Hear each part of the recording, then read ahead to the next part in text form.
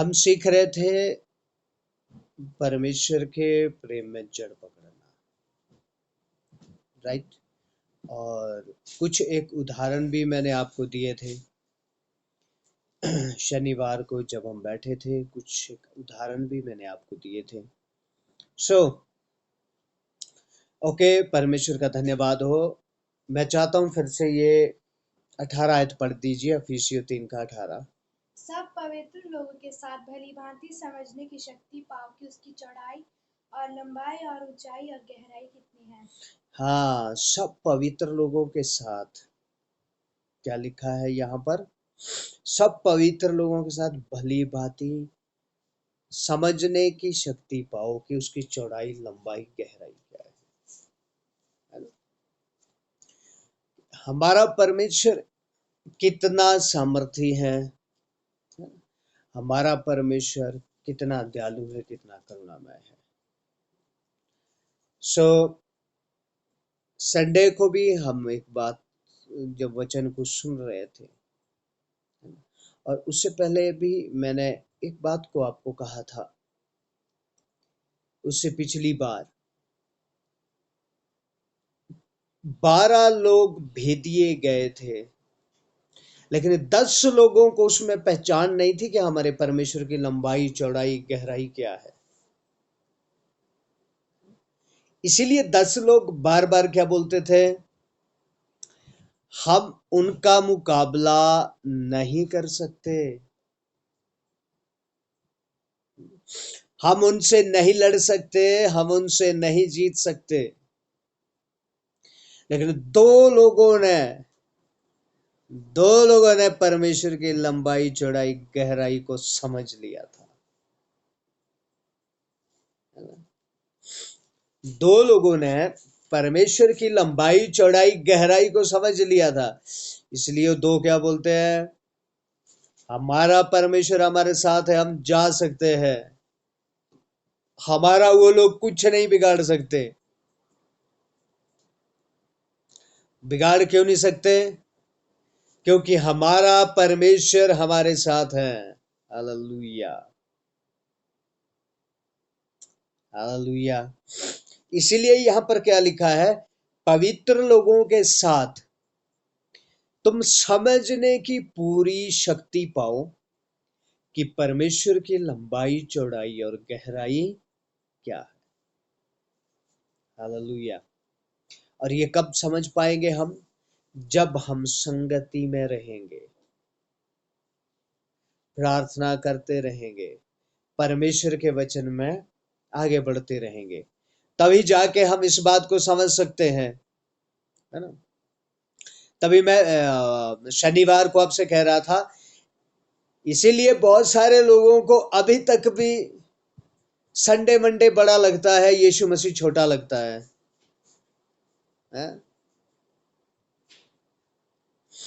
शनिवार ये बिगाड़ सकता है, सोमवार ये बिगाड़ सकता है हमारा, ठीक है, ये कर सकता है, ये वो कर सकता है, झाड़ू उल्टा हो गया, झाड़ू सीधा हो गया, चप्पल उल्टी, चप्पल।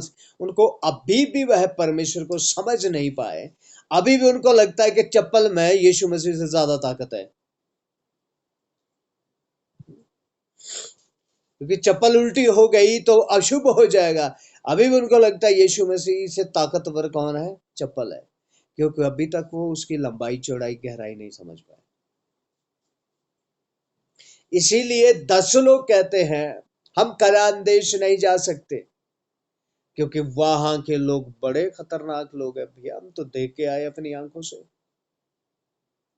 लेकिन 2 लोग कहते हैं हम वहां के लोग तगड़े हैं, हमने भी देखे हैं, लेकिन हमारा परमेश्वर उससे भी तगड़ा है।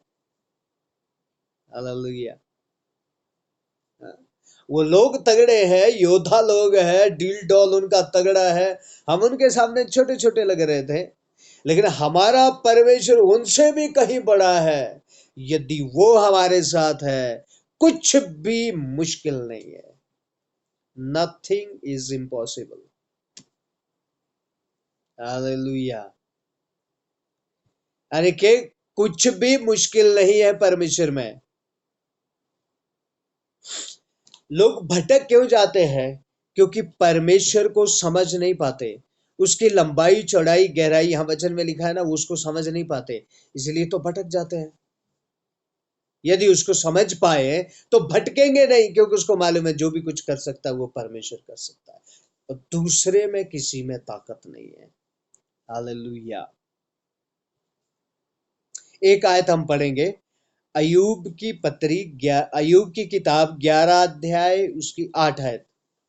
वह आकाश सा ऊंचा है, तू क्या कर सकता है? वह अधोलोक से गहरा है, तू क्या समझ सकता है?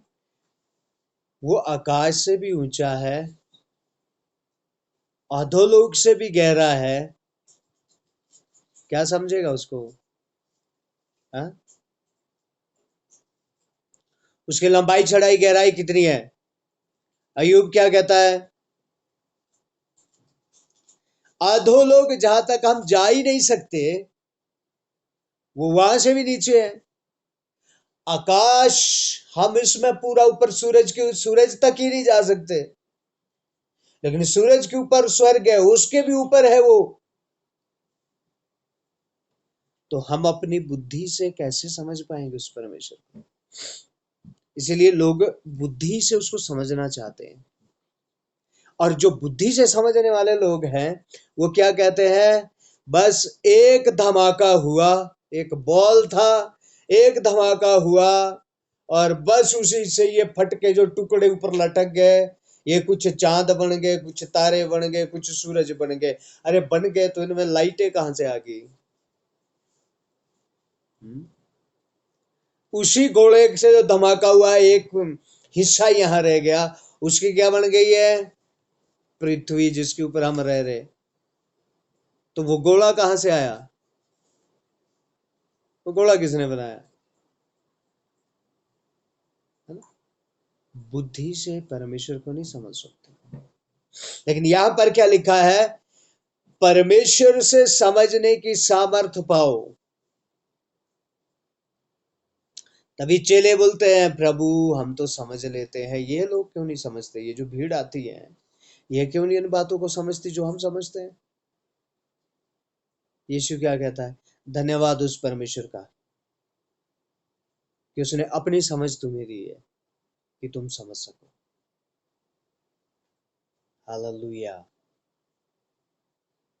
परमेश्वर का आत्मा ज्ञान का आत्मा, समझ का आत्मा, बुद्धि का आत्मा, पराक्रम का आत्मा, सामर्थ का आत्मा है। आमेन। हालेलुया। और वो क्या देता है? सामर्थ देता है। मेरे साथ एक आयत और निकाले, याकूब में आए, याकूब,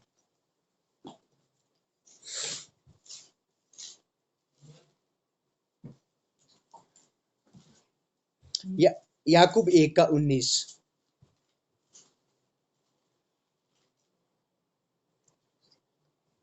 याकूब 1 अध्याय उसकी 19 आयत।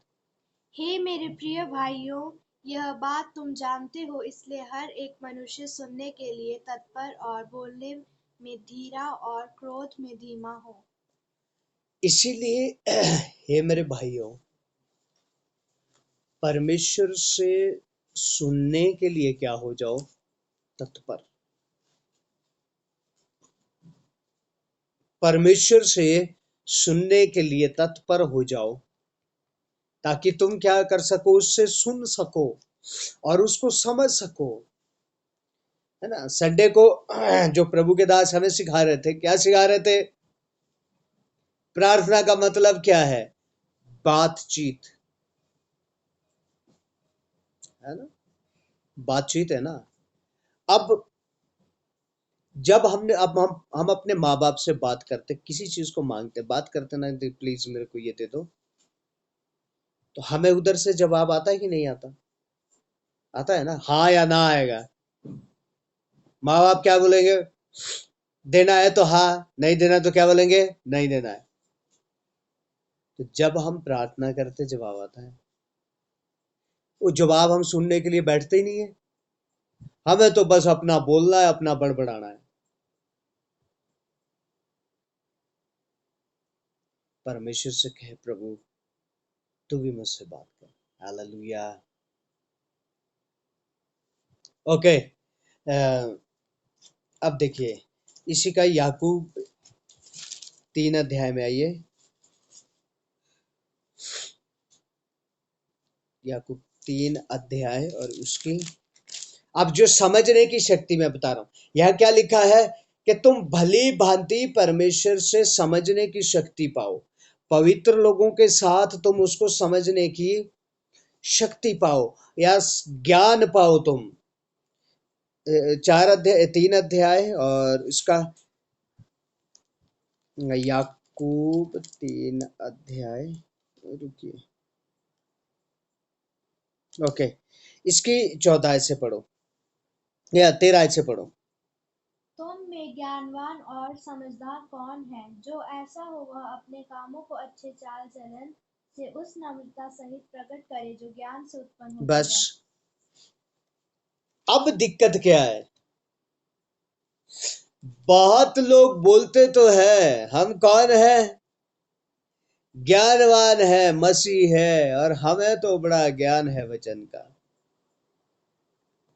ठीक है, क्या है? हमें ज्ञान है जी, हम जानते, हम तो सब कुछ जानते, हमें सिखाने की तो जरूरत ही नहीं है। तो यह वचन में क्या लिखा है? वो उस ज्ञान को कैसे दिखाना है? बोलने से,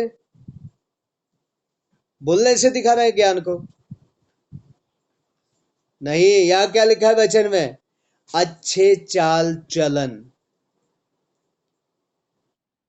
और उस नम्र, जी, जी, नम्रता सहित प्रकट करें जो ज्ञान से उत्पन्न होती है। यदि परमेश्वर का ज्ञान है ना, यदि वचन का ज्ञान है, तो फिर साथ में चाहिए क्या है? अच्छे काम। देखो यहाँ क्या लिखा है? जो ऐसा हो वह अपने कामों को अच्छे चाल चलन से और उस नम्रता सहित प्रकट करे जो ज्ञान से उत्पन्न होती है। यदि वचन का ज्ञान आता है तो दीनता भी आएगी। यदि ज्ञान परमेश्वर की ओर से आता है तो क्या भी आएगी? दीनता भी आएगी। आगे पढ़ो इसको, 14। पर यदि तुम अपने अपने मन में कड़वीढ़ा और विरोध रखते हो तो सत्य के विरोध में घमंड न करना और न तो झूठ बोलना। समझ आया? लेकिन यदि कहते हम ज्ञानवान है, हमें वचन का पता है, उसके बावजूद भी मन में कड़वी डाह विरोध रखते हो, तो सत्य के विरोध में घमंड ना करना और ना तो झूठ बोलना। आगे क्या लिखा है? यह ज्ञान वह नहीं जो ऊपर से उतरता है। ये ज्ञान वो नहीं है जो ऊपर से उतरता है। आगे, वरन संसारिक और शारीरिक और शैतानी है। वरन संसारिक, शारीरिक और शैतानी है, साफ लिखा है। इसका मतलब ये ज्ञान कौन सा है? बहुत सारे मसीह लोग क्या करते हैं, यदि गलती भी हो जाए ना, उनको बोलना है नहीं है, ये सही नहीं है, तो वहां वचन का तर्क देना शुरू करते हैं, है ना? वचन से युद्ध करते हैं। अरे क्यों, वचन में देखो ऐसा तो लिखा है, आपको पता नहीं है, अब यहां ऐसा लिखा है, वहां ऐसा लिखा है, वहां ऐसा लिखा है। ये ज्ञान कौन सा है फिर? शारीरिक, सांसारिक और शैतानी ज्ञान है, क्योंकि शैतान भी वचन को अच्छे से जानता है। शैतान पूरी बाइबल को जानता है, जुबानी जानता है। और ये ज्ञान वो नहीं है फिर जो ऊपर से आता है, परमेश्वर की ओर से आ रहा है। ये ज्ञान शैतान दे रहा है, संसार दे रहा है, ये शरीर दे रहा है, ये तो शरीर की बुद्धि में भर रहा है। तभी मैं कहता हूं वचन यहां नहीं, यहां जाना है। यहां जाके तो वो कीड़े पड़ेंगे, उसमें घमंड उत्पन्न करेगा। लेकिन यहां जाएगा तो दीनता आएगी, नम्रता आएगी। वही पौलुस जो वहां का सिनेगोग था, वहां का वो एक बड़ा मेंबर था, जब यीशु मसीह को पकड़ाया तो वही यीशु मसीह के कपड़े बांटने वाला था वहां। बड़ा तगड़ा आदमी था वो, बड़ा पैसे वाला आदमी था। लेकिन वही पौलुस जो वचन यहां उसके गया, पहले वो मारता था, अभी मार खा रहा है। पहले वो गाली देता था, अब गालियां सुन रहा है, लेकिन फिर भी क्रोधित नहीं है। हालेलुया। फिर भी क्रोधित नहीं है, क्योंकि ज्ञान कहां से आया? ऊपर से। ओके, पढ़ो इसको और पढ़ो आगे 16। क्योंकि जहाँ डाह और विरोध होता है, वहाँ बखेड़ा और हर प्रकार का दुष्ट कर्म भी होता है। बस समझ, जरा ध्यान से समझिए। और जहां डाह और विरोध होता है, वहां बखेड़ा और हर प्रकार का दुष्कर्म भी होता है।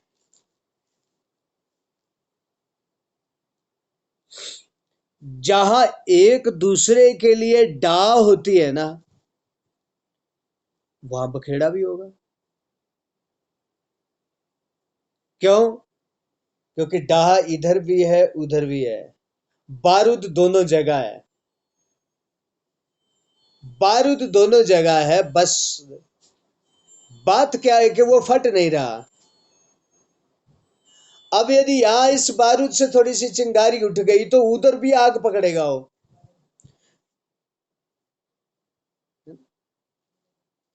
जो दूसरा ढेर लगा है बारूद का, वो भी आग पकड़ेगा।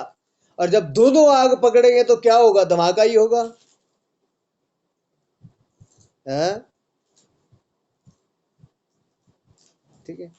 कैसे बैठे? जहां डाह होती है, इसका मतलब क्या है? वह बारूद है, और वो डाह वाला इंतजार करता है कि मौका ढूंढता है कि कब वहां से चिंगारी आए।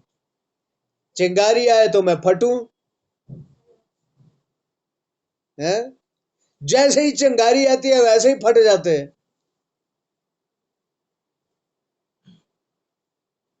जहां डाह होती है वहां बखेड़ा भी होता है।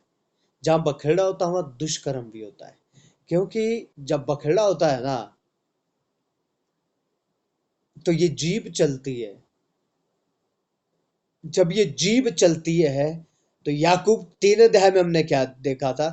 ये हमारे शरीर में एक अधर्म का लोक है।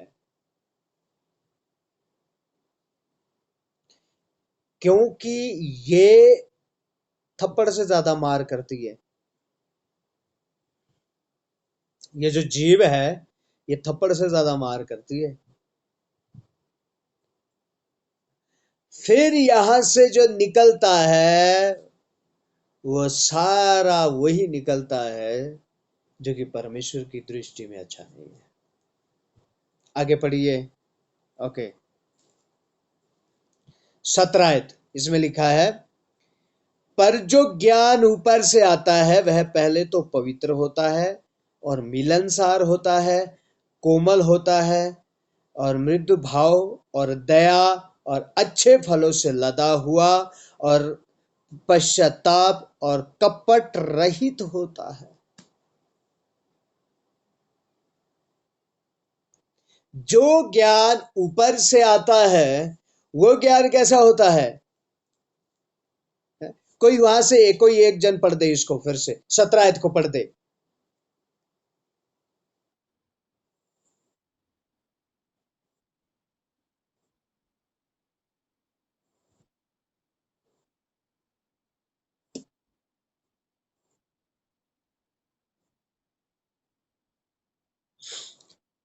जो ज्ञान ऊपर से आता है वो पहले पवित्र, दूसरा क्या होता है? मिलनसार।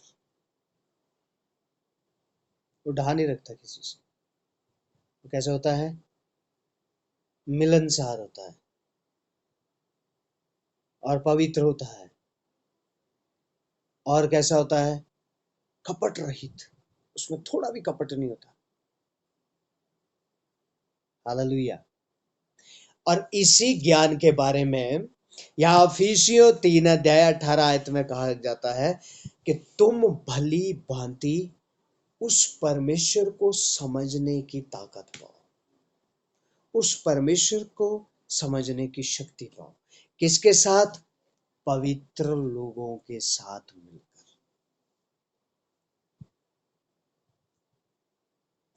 इसलिए प्रभु के लोगों, हम सबको मिले रहना है ताकि हम उस परमेश्वर को समझ सके और उस परमेश्वर को जान सके। अभी इफिसियों में आएंगे हम 3 अध्याय और उसकी 19 आयत पढ़ेंगे।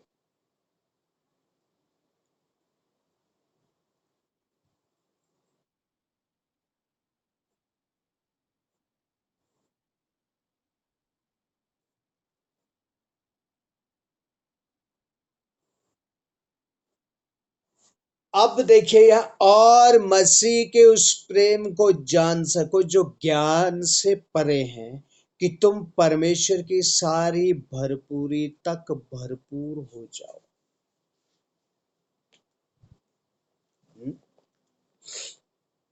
किसकी भरपूरी तक भरपूर हो जाए? परमेश्वर की भरपूरी तक भरपूर हो जाए। हालेलुया। मां के गर्भ में जब बच्चा होता है ना, बच्चा, तो वो पहले महीने से ही वो पूरे अंग लेके नहीं होता पेट में। हाँ? उसको 9 महीने लगते हैं और धीरे धीरे, सबसे पहले तो एक गोला होता है। वो गोला क्या होता है? एक पेट के अंदर एक गोला होता है, एक पीस होता है, सिर्फ टुकड़ा। अब क्या होता है? अब धीरे धीरे उसमें अंग आने शुरू हो जाते हैं और वो दुनिया में पेट से बाहर आता कब है? जब वो मनुष्यों की पूरी भरपूरी में भरपूर हो जाता है। थोड़ा समझने की कोशिश करें। वो तब तक पेट से बाहर नहीं आता जब तक वो पूरे मनुष्य के रूप में नहीं आ जाता। जब तक उसके हाथ, पांव, टांगे, उंगलियां, मुंह, आंखें, सिर, पीठ, ये सब कुछ जब तक नहीं बन पाता, तब तक वो पृथ्वी में बाहर नहीं आता। क्यों? क्योंकि मां की कोख में वो अधूरा भी जिंदा रह सकता है, लेकिन यदि दुनिया में वो ऐसा अधूरा आ गया तो वो जिंदा नहीं रहेगा, वो कुछ ही क्षण में उस खत्म हो जाएगा। मालूम है, मां की पेट में 3 महीने में हृदय धड़कना शुरू कर देता है। 3 महीने के अंदर क्या हो जाता है? हार्ट बन जाता है, उसका हार्ट, हृदय बन जाता है। और 3 महीने से वो धड़कना शुरू कर देता है। और 3 महीने से कैसे धड़क रहा होता है? एक गोला है और उसके अंदर हार्ट है और धड़क रहा है, बस। सिर नहीं है, मुंह नहीं है, नाक नहीं है, हाथ नहीं है, पांव नहीं है। अब मान लीजिए वैसा ही गोला वो पृथ्वी पे आ जाए, वो जिंदा रहेगा? वो नहीं रहेगा ना जिंदा। वो जिंदा तब रहेगा जब वो अपनी पूरी भरपूरी में आएगा। अब जब वह मां के गर्भ से बाहर आता है तो वो पूरा तैयार होके आता है। हम उंगलियां नहीं लगाते उसको, हम टांगे बाजू नहीं लगाते उसको, बल्कि जब वो बाहर आता है तो कंप्लीट होता है। और यहां क्या लिखा है? ताकि तुम उसकी भरपूरी तक भरपूर हो जाओ।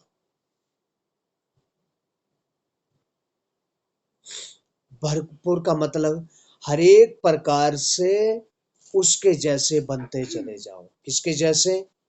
यीशु के जैसे बनते चले जाओ। हर एक तरह से यीशु के जैसे बनते चले जाओ। बात में, सोच में, समझ में, चाल चलन में, हर एक बातों में। क्योंकि वचन कहता है तुम्हारा तुम्हें नया जीवन मिलने से तुम्हारी बुद्धि भी नई होती चली जाए। और पुरानी बुद्धि ना रहे अब,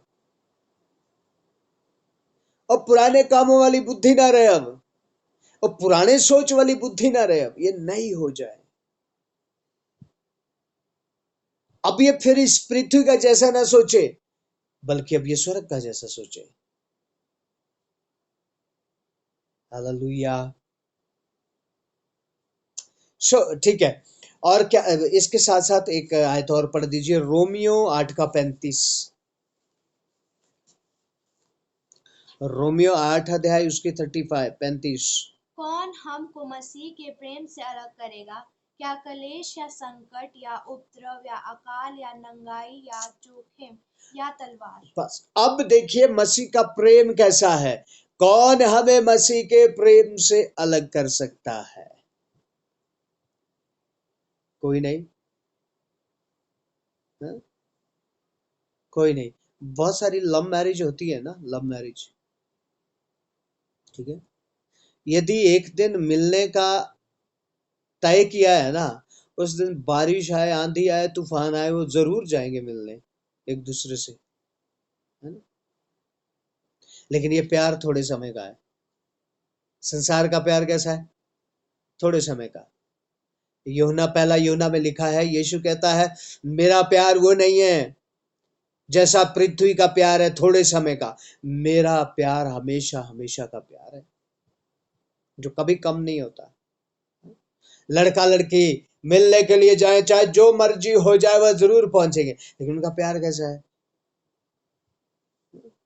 अभी तो वो एक दूसरे के लिए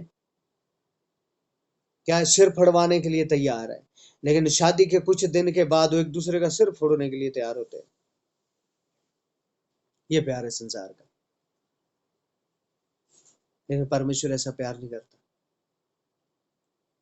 अब पौलुस कहता है कौन है, किसमें ताकत है कि हमें परमेश्वर के प्रेम से अलग कर सके? किसी में भी नहीं है। हालेलुया। इसकी यही रोमियो 8:39। न गहराई और न कोई और सृष्टि हमें परमेश्वर के प्रेम से जो हमारे प्रभु यीशु मसीह में अलग कर सकता। जो प्रेम हमारा यीशु मसीह में है, हमें कोई भी उससे अलग नहीं कर। मैं इसमें गहराई में इसलिए नहीं जा रहा हूं क्योंकि ये बातें मैंने पहले सिखाई हुई है, ठीक है। फिलिपियों 4:7 एक आयत और पढ़ेंगे हम। फिलिपियों 4:7। तब परमेश्वर की शांति जो सारी समझ से परे है तुम्हारे हृदय और तुम्हारे विचारों को मसीह यीशु में सुरक्षित रखे। आमेन, हालेलुया। जब उसके प्रेम में बढ़ते जाओगे, उसके प्रेम में आगे होते जाओगे, तो जो परमेश्वर की शांति है, जो सब समझ से भी परे है, वो तुम्हारे हृदय में वास करेगी। क्योंकि मसीह लोगों में शांति नहीं है। जब उसके प्रेम में बढ़ते जाओगे, तो परमेश्वर की शांति जो समझ से भी परे है, तुम्हारे हृदय में वास करती चली जाए। हालेलुया। प्रभु का धन्यवाद हो इन सारी बातों के लिए, वचन के लिए। अभी हमारा समय खत्म हो रहा है। आने वाले दिनों में हम और बातों को भी सीखेंगे। प्रभु आप सबको आशीष दे। आइए हम प्रार्थना करेंगे। परमेश्वर पिता, धन्यवाद सारी बात